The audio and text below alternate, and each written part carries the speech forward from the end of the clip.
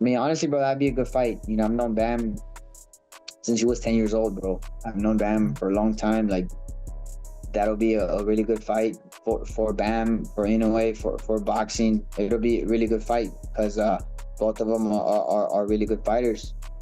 Inoue has been working on keeping his hands up a lot. You know, if you notice on the Nakatani fight, if you even notice the fight after me, which was I think it was just Akhmadaliev and Picasso, and then obviously Nakatani. You know, like what even with MJ, you know, MJ like good fighter, man. He's a good friend of mine. We trained together, and you know, really good fighter. And I didn't think he was gonna, you know, I thought that fight was gonna be way more competitive. I thought that fight was gonna be like, you know, like. Ramon Cardenas is pulling back the curtain on what makes Naoya Inoue nearly impossible to beat. He highlighted Inoue's mental edge, comparing him to elite athletes who rarely make the same mistake twice. And it wasn't because Inoue had adjusted. He understood, like, you know, keeping his hands up, and he never let MJ kind of get momentum. And so I think he learned from his mistakes in a sense. He's, again, bro, like when you're on that level, it's like basketball, bro, like basketball, right? Or like football, like basketball players, when they're really good, they'll mess up one time, but then after that, they're not messing up anymore. You know, they miss one shot, and after that, they're not going to miss no more. Cardenas also points to something harder to teach than power, Inoue's timing. He explains it's rarely about brute force. It's about picking the perfect moment to strike, the same precision that left Junto Nakatani with a fractured orbital bone from one perfectly timed uppercut. Inoue just has very good timing, bro. Very good timing, and that's, if you notice, when he hit that uppercut to fracture his orbital bone, it was just a timing punch. It wasn't so much that he threw it really hard to try to knock him out. It was just like he timed that uppercut right when Junto was moving to this side, to his right.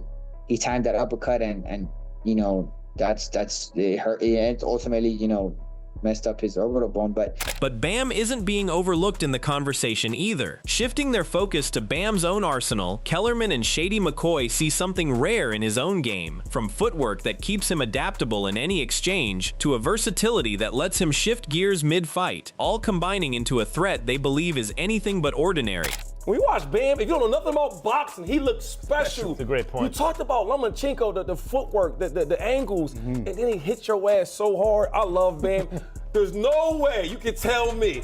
That's like the best point you made in like 5 shows. That's a hell of a point. I'm bearing 2 shows. You missed me, but real quick. That's a hell of a point. There's some dudes you can look at and you don't have to know anything about the sport and know they're different. Yes. He's special. I'm sorry, I didn't mean to. No. But anytime you cut me off, that means I did a good point. Yeah. Right? But I will say though, with Bam, I never thought a fighter could touch the monster. Max breaks down another layer to his game. Despite his polish, Bam doesn't play it safe in the traditional sense. Most importantly, his aggressive mindset keeps him coming forward, making him very difficult to handle. Above all, they point to one trait that defines him, an offense-first mentality that refuses to back off, no matter the risk. Point too, right? What I love about Bam is he doesn't care that he's going to get a hit because he knows that he's more powerful. He will step right in the pocket and take 2 or 3 to land his 2 or 3. With no panic. But the difference is, it's not that he's content with taking the shots. He's defensively responsible. Sometimes you're going to get clipped when you're aggressive. He's like, he has really good boxing skills, but he doesn't deploy them primarily defensively. He employs them in order to hurt you. With responsible defense, recognizing when you're aggressive, you're going to get clipped sometimes. He is going to get his offense in no matter what. That's what he's about. Not everyone shares that confidence, though. Malik Scott raises doubts about Bam's so-called earmuffs guard, questioning whether that high-handed posture can really hold up against Inoue's blend of firepower and precision. Even so, Mike and Shady aren't wavering, standing firmly behind Bam to get his hand raised. Kind of 50-50. You know why I did is because I don't trust that earmuffs defense against the monster. I really don't. It makes me ask questions because he could probably. And you could hear that through the earmuffs. Yes. You could hear that sound through the earmuffs. So Malik, so you're going with the monster then. So I'm going to go with Bam then if you're going monster. Oh, you going? Here you go. Word to Devin Haney. But real quick. The betting lines just moved as soon as he Right. So you lucky he's quiet. I'm going with Bam. Going with Bam. Bro, Bam to me is like Jalen Brunson mixed with Saquon Barkley, home. Ooh, that's a good one. He got power with both hands. Adding his own take, Bruce Carrington goes on the way Bam carries himself in the ring, a rhythmic flow to his movement that sets him apart from typical contenders. Carrington argues this isn't just flashy footwork, it reflects a genuine creative instinct that gives Bam a real chance to keep pace with a fighter operating at Inoue's level. How do you think he gets on against Bam Rodriguez, or that fight in particular? Man, that's actually gonna be a good fight. I do think that, you know, weight classes matter, but when it comes to skills, like, skills can pay the bills, man. I even me, when I spar guys that's like up to 154 if I really wanted to, and I fight 126. But that's because, you know, I can hang with them because of my skills. And I think that Bam has the skills to be able to hang with a guy like Inoue. Like, Bam is just, he's so swift and so smooth. That praise comes with a catch. Carrington pivots to the question of firepower, wondering aloud whether Bam actually carries enough pop behind his punches to keep Inoue from closing distance in a fight of this magnitude. Moving well is one thing, but against a puncher like Inoue, rhythm alone may not keep the danger away. Defense, we've seen, you know, Bam get knocked down. We've seen Bam get hurt. But man, he gets into such a rhythm that is like poetry in motion, you know? Like, it's like, man, like, what the heck? So yeah, I think that I wonder if he has enough power to keep Inoue off of him. But the style matchup is great. I think that both of them fighting each other is gonna be very interesting, and I'm just want to see if the fight is made. I want to see who won. How would you feel if he beat Inoue, then he was like... I would be pissed.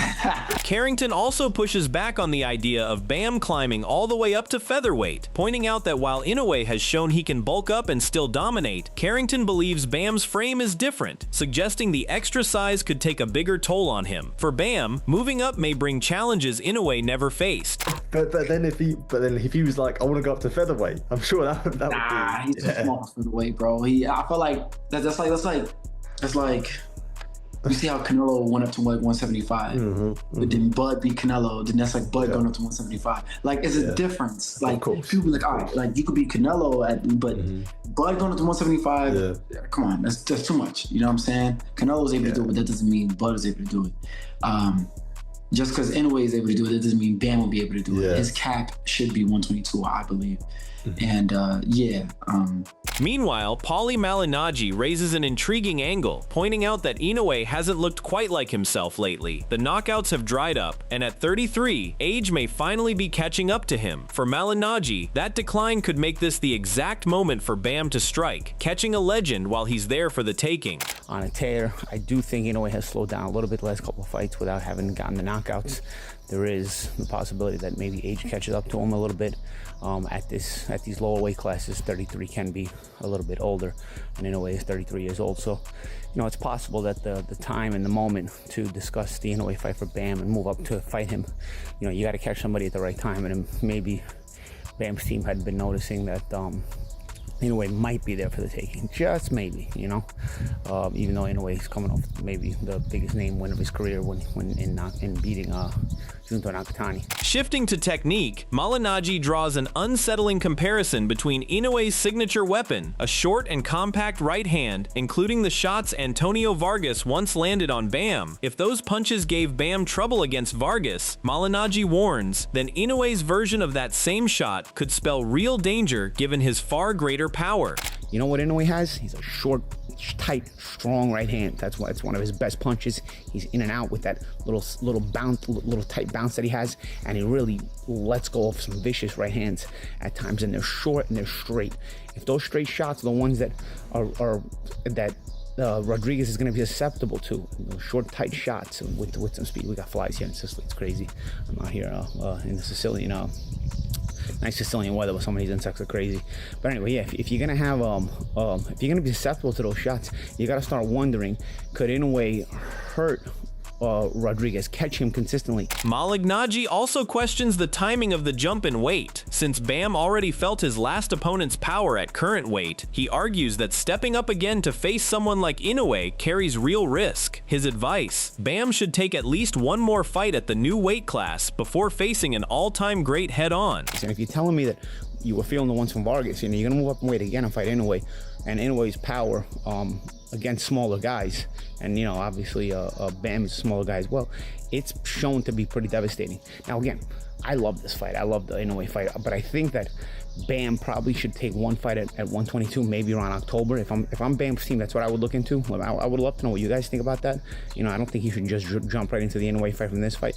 I thought he looked good. Listen, at the end of the day, there's always things to work on. Timothy Bradley doesn't hold back, arguing that despite Bam's obvious talent, he simply isn't ready for a fighter of Inoue's caliber yet. Bradley believes Bam needs more experience, more touches against elite competition at these higher weights first, and suspects his own trainer, Robert Garcia, quietly knows this too, regardless of what's said publicly. Hell no. No, he's not ready for Inoue right now. Hey, Bam, tremendous skills, pound for pound. Inoue's on a pound for pound list, but is he ready right now, like the next fight? Hell no. I think Bam need a couple more touches. And I think that Robert Garcia is a lot smarter. You know, the Robert Garcia that's answering questions is one thing. But, you know, the Robert Garcia that I talk to is a very smart. He's a very smart trainer in the sense in how he moves his fighters. Okay, he's a manager too.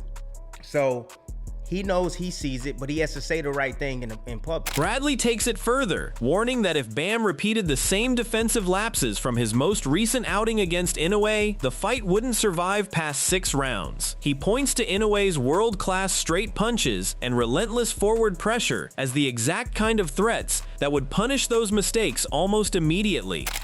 Inoue, if this type of performance, if Bam brought this type of performance to an Inoue fight, it wouldn't go past 6 rounds. Hell no. It wouldn't go past 6 rounds at all. If this same Bam showed up this weekend, it wouldn't go past 6 rounds. Period. You know, Bam is the type of guy that likes to sit in front of you. And then he gets on the sides and gets on the angles. Inoue got a left hook. He got a right hand. He can turn with you. Right, either way. He can turn with you. Bradley then breaks down exactly how Inoue would dismantle Bam's movement, calling him a proven southpaw killer, capable of boxing patiently from the outside and capitalizing the moment an opponent overextends. He believes Inoue can force Bam into close-range exchanges, where his size, timing, and power become major advantages and eventually take control of the fight completely. That ain't gonna work. Inoue can box from the outside too, and allow Bam to come to him. Come on and rush all them punches you like to throw and try to get in position. I'm gonna make you pay because I'm faster than you. I'm stronger than you. I got more power than you. Yeah, and you gonna walk into something. And I don't know if y'all noticed, but Bam, he gets hit with straight shots like I told you, but he's been down with a straight punch. Right hand, straight right hand. Yes, he's been down. And Inoue got one of the coldest right hands. He got everything he needs to beat a Bam Rodriguez, and he's bigger too. Teddy Atlas points to something less visible than raw skill. He argues that Inoue's high-level experience, forged over years against elite competition, could end up being the deciding factor once Bam steps up to challenge him. It's a quality that doesn't always show up on paper, but tends to reveal itself exactly when a fight reaches its most dangerous moments. And the seasoning. Every good steak needs a little extra seasoning when you're gonna have that special occasion. Inoue has that extra seasoning, that experience, that little more. Listen, Bam's still young. He's younger. Now, youth can be served, but experience can too. Inoue's got the edge and experience. Look, Bam has already won titles at different weight classes, and he's won them against really good fighters. Atlas puts Bam's career into perspective, noting that despite still being young, he has already won titles across multiple weight classes against quality opposition. However, Atlas stresses that early success doesn't automatically mean complete development. Compared to Inoue, Bam still lacks the same level of seasoned, battle-tested experience that could become crucial when the pressure rises. He has done what he's done at an early age with top guys. And so in that way, I have to believe in him, and I do believe in him. But he's still, how old is he, 26? He's still 26, and he's going to go in there with one of, well, possibly could wind up being one of the all-time greats.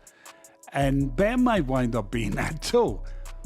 but Bam is still a little bit further down the road in that career. Atlas draws a clear line when it comes to Inoue. Against such a clinical finisher like Inoue, Bam cannot afford early defensive mistakes. Atlas warns that even brief lapses could be punished, leaving little room for the errors Bam might survive against lesser opponents. He'd be different, he'd be more attentive against a guy like Inoue, but you can't afford to get tagged the way he did early on. And it would be an interesting fight. It really would be. Hey, don't forget, even though we're talking the way we're talking about Bam being at a disadvantage, we're kind of talking that way, that hypothetically, can he make that next step? Inoue made the next step.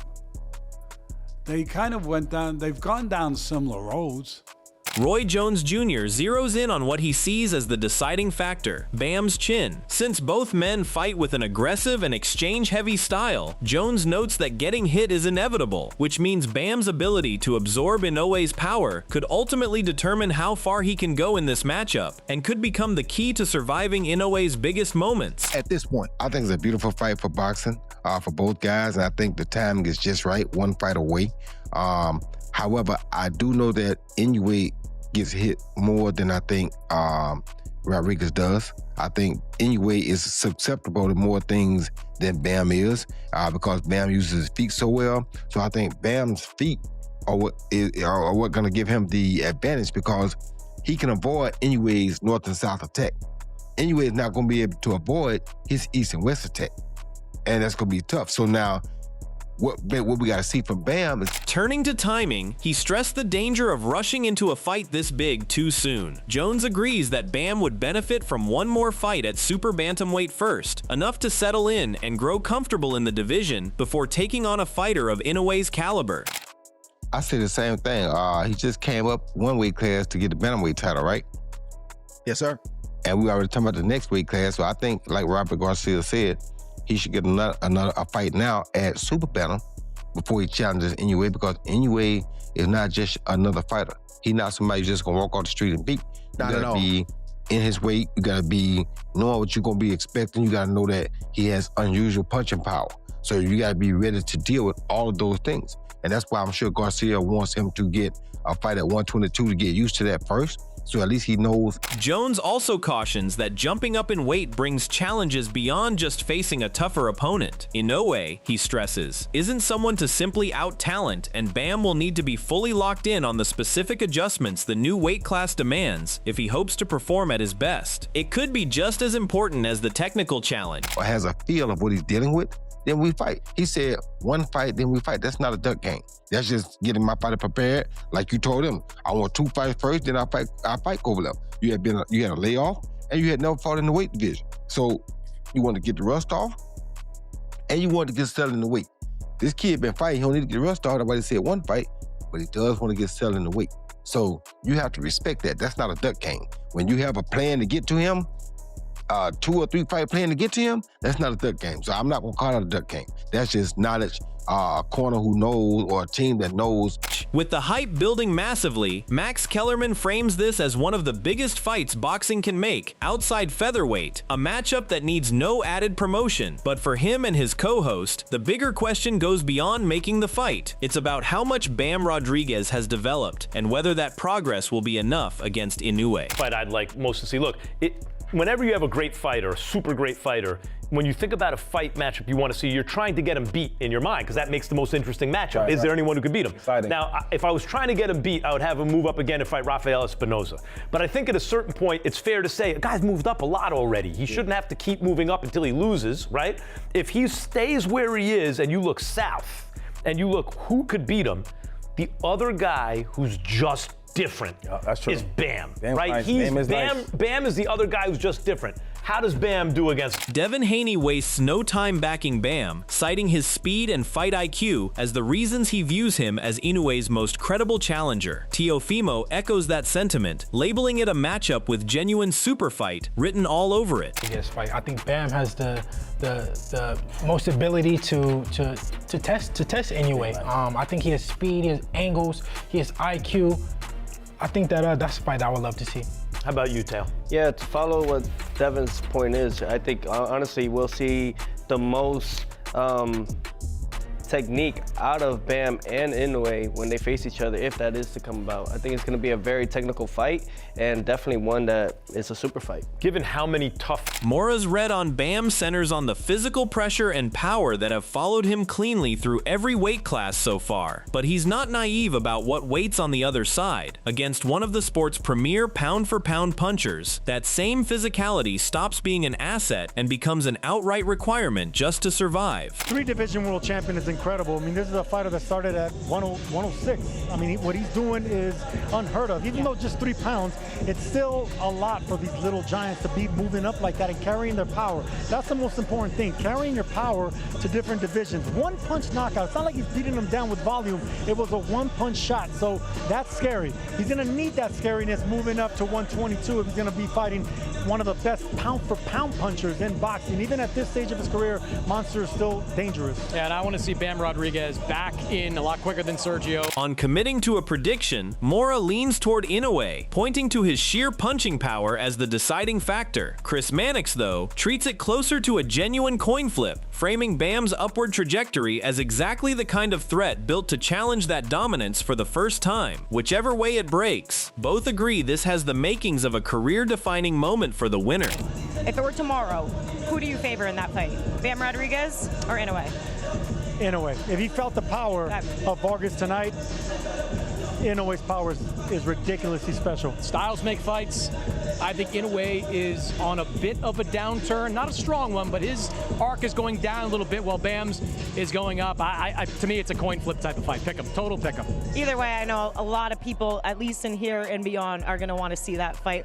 But they also dig into the age factor at play. Inoue has long been viewed as a wrecking ball, but they question whether time could eventually begin slowing him down. Meanwhile, Bam is still ascending toward his athletic prime. That contrast could become important. If Inoue loses even a fraction of his explosiveness, Bam's physical advantages could narrow the gap. He just turned 33. It was last year when you told me that. I said, are you crazy? Slap yourself. I think it was 2 years ago when Monster Inoue was just knocking out. He was a wrecking ball. Now my chin, I'm starting to evolve and starting to like this because I know what age does to a fighter. No matter how great you are, age will start eroding that power, that speed. And the guys like Bam who are ascending, then the next great thing, then they can meet at the right time for Bam could be the next in line to beat a monster like Inoue. So if he's 34, that's a different story, Mannix. I think there's some... For Robert Garcia, the belief in this fight comes down to something simple: Bam's own self-conviction, echoed by everyone in his corner. Garcia points to Rodriguez's track record of moving up in weight